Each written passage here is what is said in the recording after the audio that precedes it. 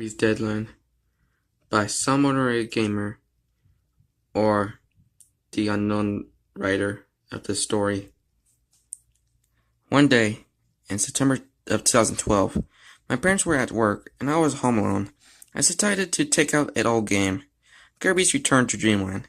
I was ready for a wave of nostalgia. I popped in the disc and hit start. Now, the first thing to strike me as odd was that when the intro played, Kirby was missing, and the rest of the characters did their normal animation, acting as if Kirby was there. As I reached the title screen, Kirby was still MIA, missing in action. I ignored it and started a new game. The beginning cutscene was normal. Everything was fine until I entered Cookie Country.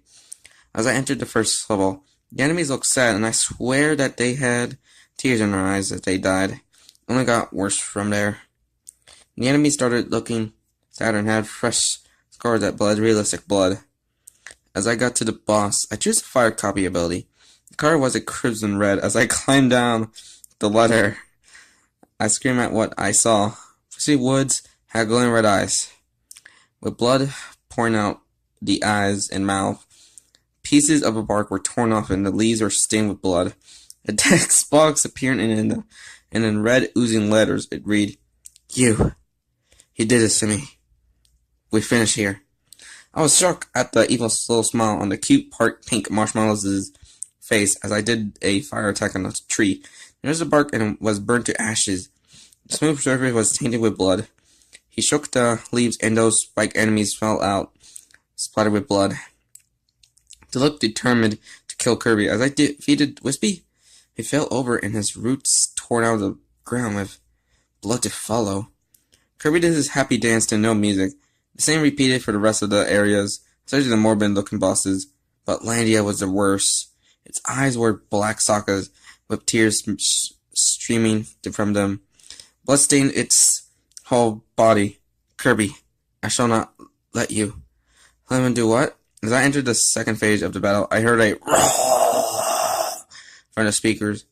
I stared horrified as they left their makeshift body to decay as organs and blood soon fell out. It took only a few blows to defeat it. The screen cuts to black. I didn't get scared because it happens all the time. I thought it would stay like that after a few minutes of waiting. I was about to shut off the Wii when something popped up. I shrieked. Kirby had a eerie grin with bloody stain in his fang-like teeth. The arms of Waddle Dee were stitched to his body. The legs of King DDD and the wings of Meta Knight were stitched too. A text box appeared that read in red oozing letters, "You're next." I screamed again as I heard a distorted laugh. The intro came with Kirby missing and morbid characters. The orb star was also stained with blood. The title read in the same text as Kirby's Deadland. As my parents walked through the door, I ran and hugged them, tears streaming down my face. Since then, I was never able to play that game. So far, the anniversary game has been going well, but I refuse to do the Dreamland part. Real things that happen. As you should know by now, I made this all up. The only true part is that my TV does cut to black sometimes. This is my first Creepypasta, so I hope you enjoy it. Okay, that was Kirby's Deadland, and this is my final thoughts. Cliche, and more cliche.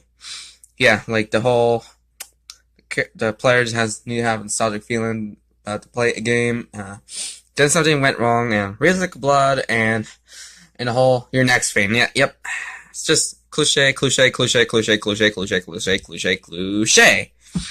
Yeah, I just can't believe I just read this one, since I have like lots of creepypastas to read for this Halloween.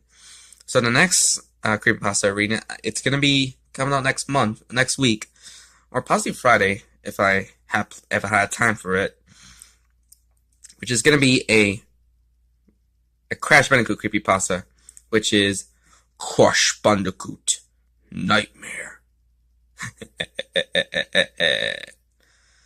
Stay tuned, my lads.